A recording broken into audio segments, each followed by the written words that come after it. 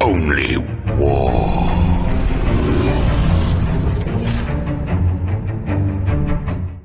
What is up, gents? 40k Dirtbags here. We got a battle report for you today. We're testing out the new Lions detachment versus Blood Angels. Boy Roger is coming over to play at the store, so he brought his Blood Angels, a lot of custom 3D print jetpacks all over the place. Really cool list versus our new test of the Lions detachment. There's a lot to go over in this battle report, so I can't wait to go over that with you. A lot of lessons learned and a lot of stuff we will be doing different, but can't wait to get these guys back on the table in the next battle report. If you guys are new to the channel, thanks for clicking on the video. If you guys want some support, and head over to Patreon, so that way we can coach and get people better at the game of 40k. We were ranked #1 player on ITC rankings 2025 in the United States. So we did a really good year last year. This year we're probably gonna be playing Death Guard with the new logo to my right, so super excited about Death Guard. But with the Lions detachment, it was basically my detachment. I was running the Champions detachment prior to this one coming out, so now this one comes out, it just makes it so much easier of a switch. And it's not so limited to only characters. Like, yes, characters will benefit, but everybody benefits from the detachment rules. So there's so many different lists, a ton of different lists to try out. We only got to test out 2 so far, but yeah, we're gonna get into that today. So if you guys want to check out merch store, new shirts, there's actually Custodes shirts, there's Space Marine shirts, like a bunch of different armies, so head over and check those out. Those shirts are legit. If you wear those to an RTT or a GT, it definitely will stand out. People ask you, and then you can go tell them where to get it, and then they buy it, and everybody wears it. So can't wait for that shit. So let's get into sponsors. We'll get into the lists, and then we'll get into picture by picture, turn by turn, what we did good, what we could do better, and how to get better at 40k.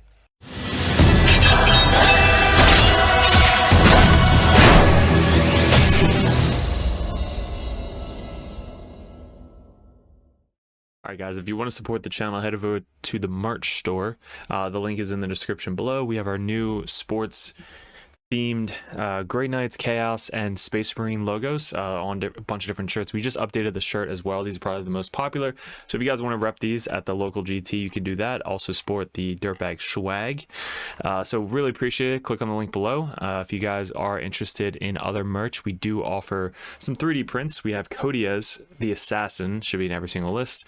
The Space Marine Lieutenant, Space Marine Librarian, the Tech Marine for Grey Knights, and the Cypher should be in every single list. We have poker chips, which are great for sticky objectives. All of the stickers are manageable. These will be on t-shirts soon. We have widgets still, and we have about orange and orange. So we have orange Dirtbag dice. If you guys are interested in getting some dice thrown on the table, hit me up in Discord and we'll get back to the video. Okay, today, sorry about the grayness. I'm putting together and painting them like the dark chapter custodians, so they will be painted in the next battle report. But we got the lines today. We're testing Trajan with some guard. We have Draxus with some more guard.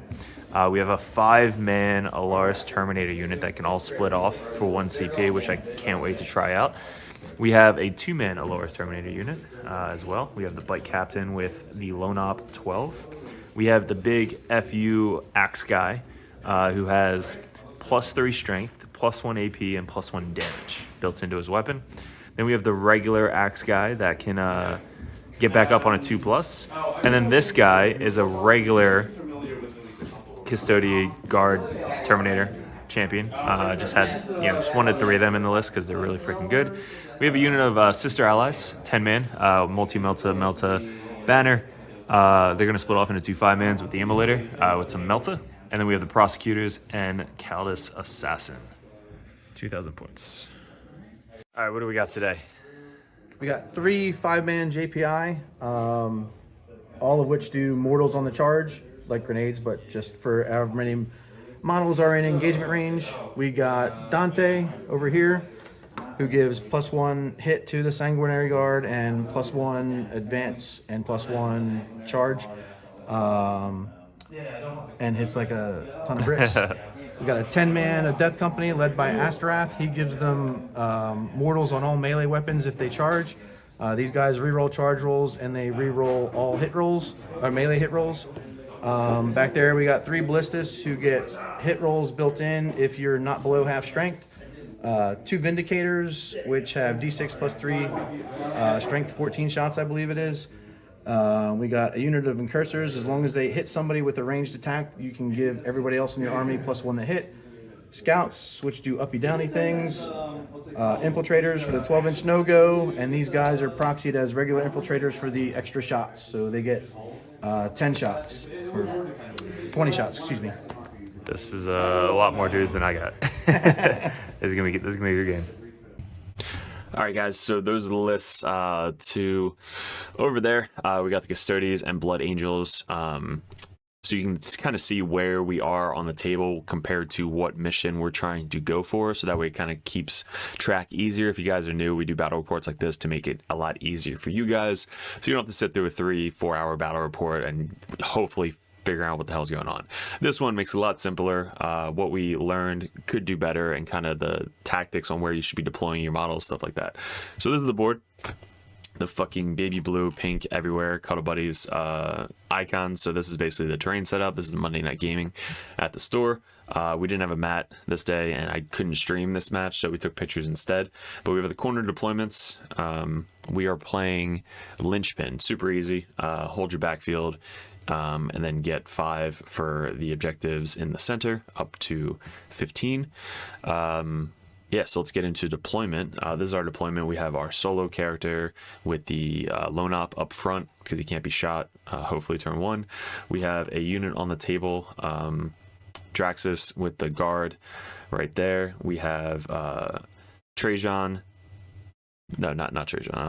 Yeah, so reserves is the Trajan and the 5-man unit. The 2-man unit is right here in case we need to pick them up turn 1. Uppy downy with the character. The sisters with the meltas in the transport, and then the other sisters back here. And I think the other sisters, are right here, so that way they can potentially do containment turn 1 over at the top there. He's got some scouts there, which is super annoying. Some scouts over there, which is super annoying. Then everybody else is basically partnered up. So you're the Predator with the dreads, Predator with the dreads, not Predator, Vindicator with the dreads, Vindicator with the dreads. The character Dante with the no nipple blood guys, the extra bolt gun guys in the back, jump packs right there. He's got the 10-man with the crazy character off the board for rapid ingress, which is smart. And that is it. So I don't have a ton of shooting. He's got a ton of shooting, so he's able to kind of be a little bit more aggressive. I went over with him with the deployment. Like, you basically could be putting your guys pretty much almost always on the line right there, because I don't have really any shots in this list. So even if I were to put like his gun over here, he's not going to kill a Vindicator by himself. So if you deploy like the tank right against the wall here, the dread right behind him, and then these guys are super more aggressive. One dread right there in the front, the other dread behind them, so that way they can peek out and do something in the center. Like, deployment with these guys, if your opponent doesn't have a ton of shooting, you can be super aggressive, especially if I don't have a lot of units like Horde or anything on my side. So the deployment was very defensive with this deployment, so knowing that I have no guns, he's got to be more aggressive with deployment. Yeah, so that was the difference with the deployment. So we actually get to go first with Custodes. So our turn 1, pretty quick. We get, we're playing Raised Banners as well, but we get Bring It Down and Cleanse. Awesome. So for turn 1, we basically just scooch up. We do a cleanse with this character right here on the point. And then that was it. I couldn't get anybody to the center. I didn't want to throw this guy out to the center already. Nothing else could really get there. And we went first, so we couldn't uppy downy the Terminators. Everything else spread out. So this Rhino ran up to here. I say Rhino, but it's the sister tank. She runs up there, speed 12. Draxus and his unit basically runs up to here. This guy moves up, does cleanse. The sisters run up, and these guys kind of just like stage for next turn. So nothing crazy turn 1. This is where I made the mistake, not even realizing, like I deployed my 5-6 units pretty quickly without like realizing where he was deploying his units. So knowing threat ranges is key in this game. So me putting my guys there, knowing that he could just move up 12 and then charge like 6 inches turn 1 is probably not the smartest idea. So Draxus probably should have just ran back here, just waited so that he couldn't get shot by the Vindicator, but staying out of threat range of the Golden Boys. So if the Golden Boys advance 6, that's 18. If you want to give them 8-inch charge, that's 18. That's 26 inches away. So you want to be able to stay 26 plus inches away. So me being up here, I was within like 19 inches. So that was the first mistake, is I basically got rid of a Draxus unit and guard turn 1 for really nothing. Like, that was, again, changed the whole kind of concept, but I wanted to keep playing because like the game obviously is a good test. So we're testing the new lines attachment, but in a tournament setting, you obviously wouldn't be doing what I just did there turn 1. You want to know threat ranges of your opponent. You want to know if they're going to get like a 5-inch charge turn 1. That's not a good idea for such a hard-hitting Blood Angel detachment, because I think they get like rerolls and then +1 a wound. Yeah, it was bad. So that's what happened. This is where the tank was. Again, he charged this unit and Dante's unit into that unit and just murdered them. So I did the fight on death. I fucking rolled terrible, by the way. It was like 13 saves. I think I failed 11 out of 13 4-ups. I was like, oh yeah, cool, good start, guys. So I failed 11 out of 13 4-ups, and then I only had one person fight on death, which then I think killed nobody. So that was fun. That was good. No 4-ups, just wasting all my 4-ups turn 1. So my light went out. Now I'm freaking blind, can't see. All right, so yeah, so that was the biggest mistake. Starting off is knowing threat ranges. Now after the charge, he basically moved in, piled in, stole the top objective, consolidated the tank, and tied up the tank. We still have some sister chicks in the tank. So that was his turn 1. Good turn 1 for the Blood Angels. Our turn 1, we only get 3 for primary, again, because he stole the top objective. We didn't have anybody else in the other 3, so we held the back one. Got 3 points, which was sweet. These guys didn't scooch up turn 1. They were still back here, but we had to move up this way. So we moved up this way to try and get a charge off on this guy. The guy over here, plus the sisters, they have to decide what the hell they're going to do with the dude. So we had to bring these guys in over here. So our turn 2, we brought in these guys down here to try and, you know, finish off, get a bunch of shots off over here. Trajan came in over here because he had his scout guys up here. So Trajan, if he makes this charge, awesome, like getting closer to the enemy, most of the guys on the point, and we're able to kill 2 guys, because turn 2 we get overwhelming force and aerial denial. So overwhelming force, area denial, our sisters are able to kind of scooch up, get within 3. He had nobody within the center, so area denial was an easy one.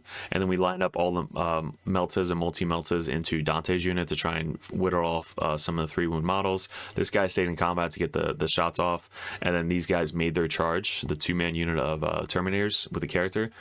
Moved up, made their charge, was able to finish those guys off. These guys came down and just put as many shots as they possibly could into them. And then I had my assassin down here. So notice how congested this area of the table is, which is going to be one of the things we're going to talk about at the end, is keeping everything separate, because staying outside of 6 inches of your own models is actually harder than I thought. So having a more of elite army,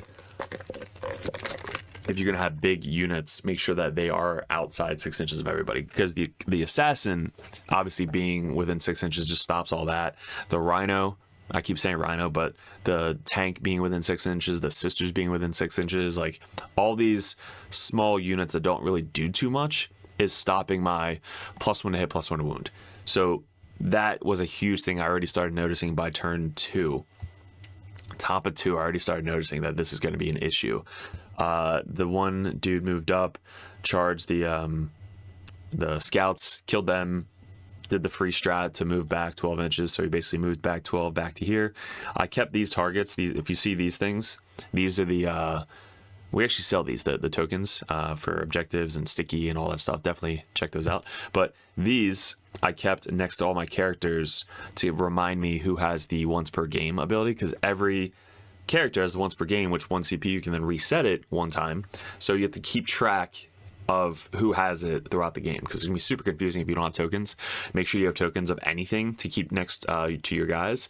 If you want to put a token down when he no longer has the once per game, that could be a good idea as well. Like either way, you want to keep track of that. So you can put a token down next to a guy who like no longer has the once per game ability, so that way you can know and your opponent knows what to look out for.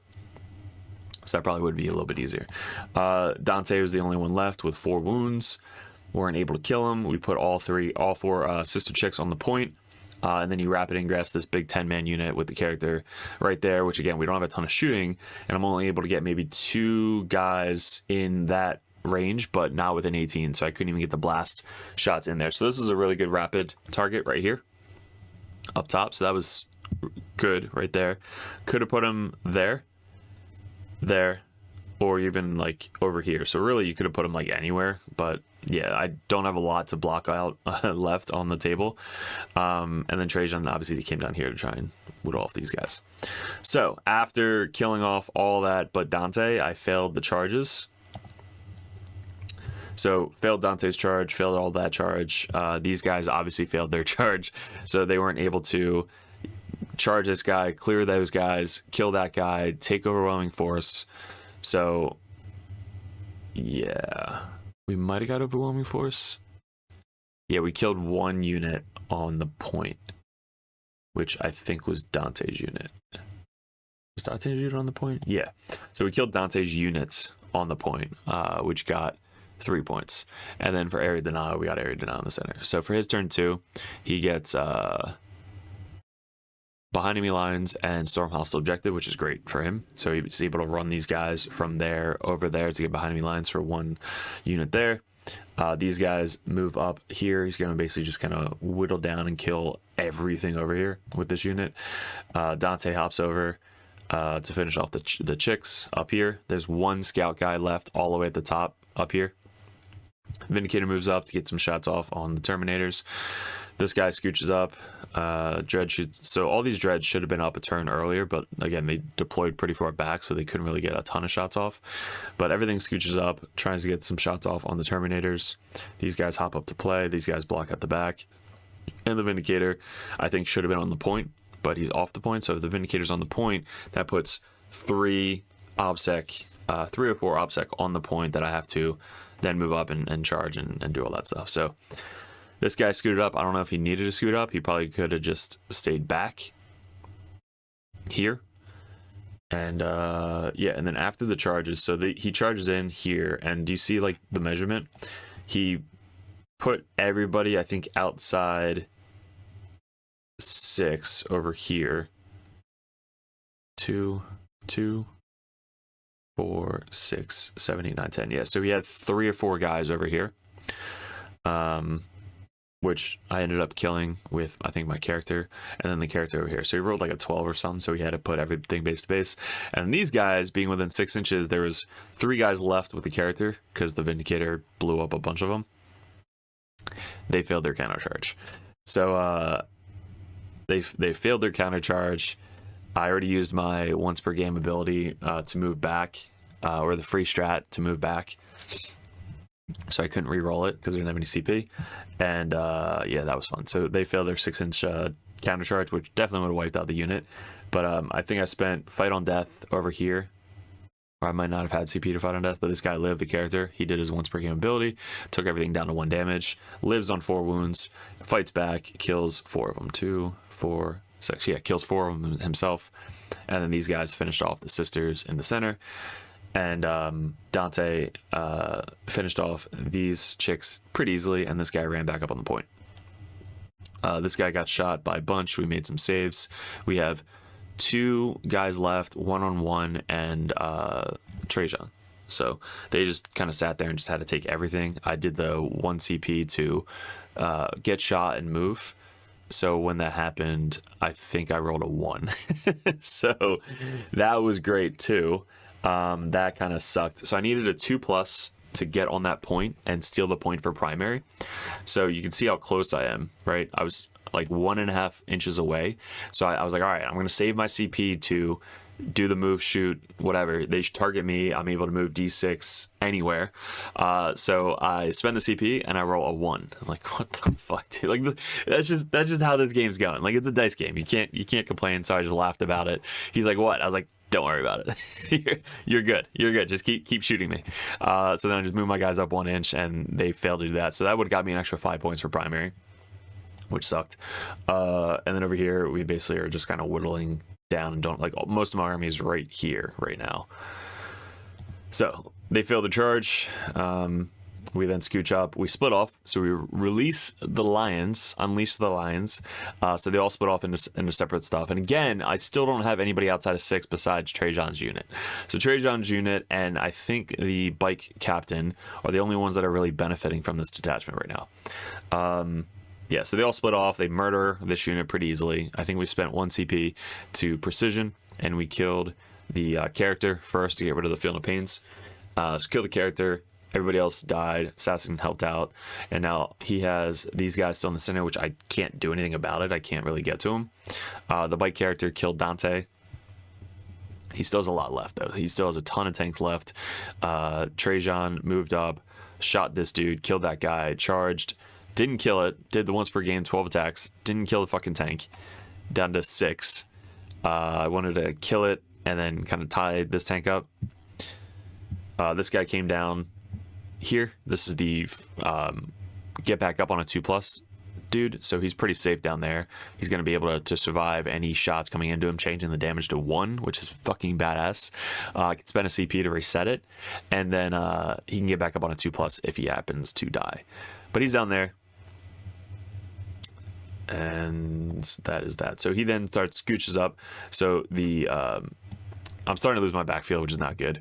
So the dudes that were in the center move up 12, get a charge off on the sisters in the back there, finish them off, pile on the objective. I still have my character here,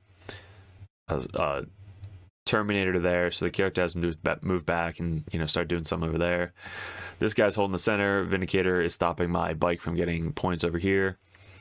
This thing's still alive, I think, on 1 wound.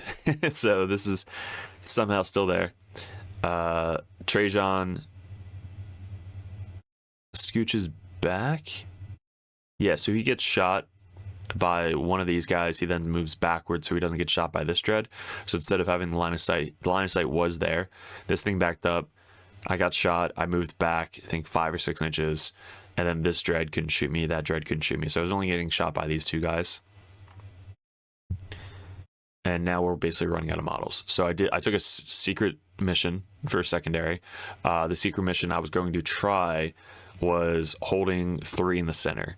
So the big FU character with the 4 damage axe whittled down the dread. Took 2 turns, but killed the dread. The other guy, one leader with a power fist, killed my other character, or my other Terminator down below, which I was not expecting at all. He basically fell back for 1 CP, fell back, shoot and charge. So he fell back, shot him, and then charged him and killed him. I was like, what the fuck, man? I failed 2 out of 3 4-ups, and then he just died because he had 4 wounds. So the power fist finished off the one dude back here, which really sucked for me, because now I basically have no primary, and I have to control this one over here, which I don't have enough left. So I control this one with the solo character. Trajan's off twirling his thumbs by himself. The other character in the center, and then I have 1 character with the jet bike right there, which can't finish off this dread. And the next turn he would have just kind of walked up and stole that anyway. So going first with a secret mission super hard, going for with a secret mission with 1, 2, 3, 4 models left on the table, super hard. And if I would have not taken the secret mission, I would have had 6 points. I mean, 6 instead of 0 is better, but yeah, it was just bad. So then at the end of the game, obviously I think we called it here, because he's going to get max on primary. He's going to be able to kill this guy pretty easily. Doesn't really need to do anything with these 2 objectives, and that's basically it. So it was brutal, guys, starting from turn 1, losing everybody to a stupid charge, which should not have been there. All right, so we have 71 to 51 for the Blood Angels. Custodes, we had 369 for primary. That's how fucking pathetic we did with the primary score. Just again, losing those guys turn 1 was 250 points, not really helping, and I wasn't able to hold the top objective like most of the game. So we didn't hold an objective at all the entire game, which is just sad.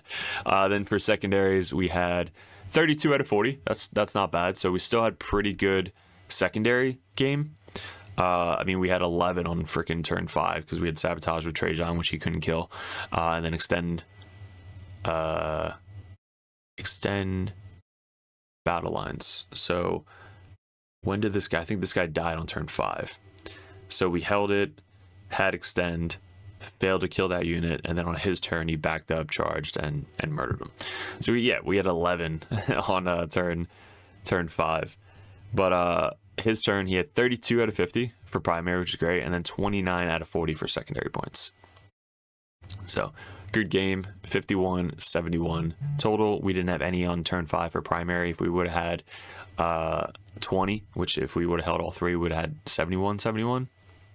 So could have been a good comeback, but it wasn't. So what did we learn? Mainly deployment and kind of moving your models. So the sisters like package to, I think it's 240 points, maybe 230 points. So that package is really good in most lists, just because you can split up the 2 sister 10-man unit. One Melta or Flamer girls could be in the Rhino or in the transport. Transport can then move up and have a ton of Melta on one side of the table, and they're sticky, so they can make your backfield sticky and still block out whatever.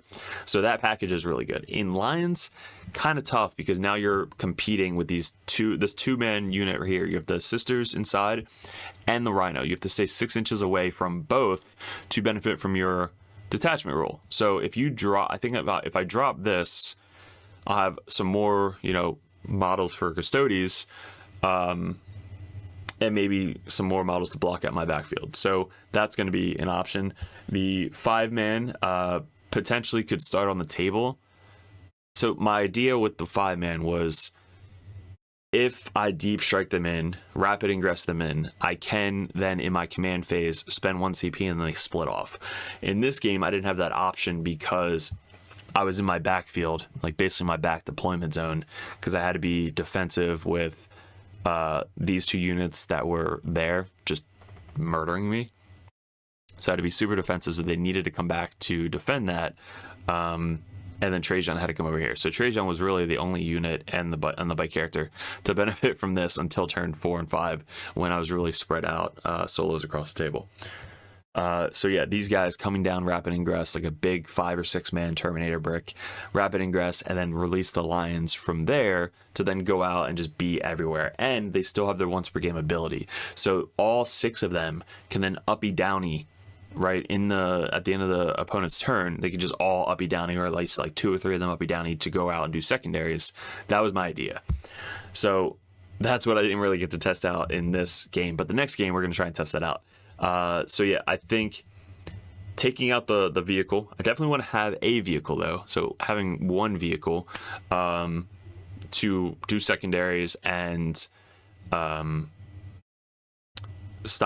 bring it down, right? So if they could bring it down, they can't just ditch it. They have to keep it or spend a CP to get rid of it. So having 1 vehicle in your list, maybe bringing the grav tank in the Lions. I know he doesn't benefit, but at least having a really tough vehicle in your backfield to help kill other vehicles like these Vindicators might be good. So dropping that package for the grav tank, which is I think equal trade, and then keeping the list pretty much similar to where it was, could be a change for the next list. We're going to go over a Lions list options. So we're going to go over a bunch of different Lions lists. And actually one of them did pretty well at a GT. I think it went like 4-1 or 5-1. So yeah, we'll go over that in the next video, but hopefully this helped you out. I think Roger did a good game being aggressive. Like, he kept me in my backfield most of the game. He could have deployed more aggressively, which definitely would have helped out a little more with just keeping me off objectives and keeping his primary at max, because he had 32, so he missed out on 18 primary that game. But yeah, great game. Hopefully you guys enjoyed that. Let me know in the comments below what you liked, didn't like, how we can improve on the channel. And if you guys are interested, head over to patreon.com to support the channel. There's videos over there that aren't on YouTube, some specific coaching videos, tactical videos at the end of some of them you see on YouTube.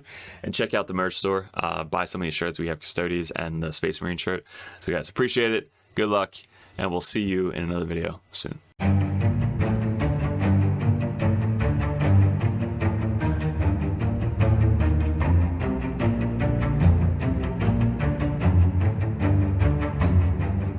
What is up, gents? 40k Dirtbags here. If you guys are interested in joining the Dirtbag Nation over at patreon.com, you get a bunch of perks. What we did in 2024 was we really expanded. I had traveled a ton and I played my ass off in 40k. Right now we're ranked #1 best player in the United States on ITC rankings. We were the #1 Chaos Space Marine player in the world this year in 2024. 2 years ago, we got ranked #1 Grey Knight player in the world, and this year we're probably going to go into Death Guard, hopefully when the new Codex comes out, or Emperor's Children. But you guys, if you guys want that head coach or that coach always in your corner, just to ask questions, bounce ideas off, that's what the competitive Dirtbag and the Dirtbag Nation is all about. If you guys want to support the channel, you head over to patreon.com. You can join the Just a Car tab, which is $5 a month. You guys get access to the Discord Patreon tab. You have to be a patron to get into that Discord, and also I'm always there. All the other coaches are there. Basically, it's just such a good community over on Discord that you guys get specific access to it that only Patreons can get. If you guys want to bump that up, the competitive Dirtbag tier, you guys get to message me or another Grandmaster or another Dirtbag coach over the Dirtbag Nation to add unlimited questions, list ideas, list reviews, and bounce ideas off of. That's what having a coach in your corner is all about. If you guys want to bump up to the Grandmaster tier, that tier you get every perk under the sun. So basically you get access to Discord, you get one-on-one coaching, you get a call once a month if you guys would like to go over any RTTs coming up, any GTs coming up, any list reviews live over Discord chat, and also a special perk that Grandmasters get. If you guys want any video suggestions like we do all the time with these table setups that we just upgraded thanks to the Patreons, you guys get suggestions or battle reports you want to see specifically played live by a coach or myself on the next battle report, or a live battle report coming up on the Patreon. So you guys get obviously first access to all the videos. We post them first on patreon.com, but there's just a ton of benefits to having a professional coach that plays this game all the time at the very, very high competitive level in your corner at all times. And that's really what the Dirtbag Nation is all about, getting you guys better at 40K, the basics, and being good in your community. So if you guys want to support the channel, I really appreciate it. Couldn't have done it without you guys in 2024, 2025. I am super stoked for, super excited for. We really want to get a bigger studio going. That is going to be my focus in 2025, is really growing the community on YouTube and Patreon specifically. So thank you so much for 2024, all my Patreons. If you guys are interested in joining and want that coach in your corner, head over to patreon.com and support the channel. Appreciate it.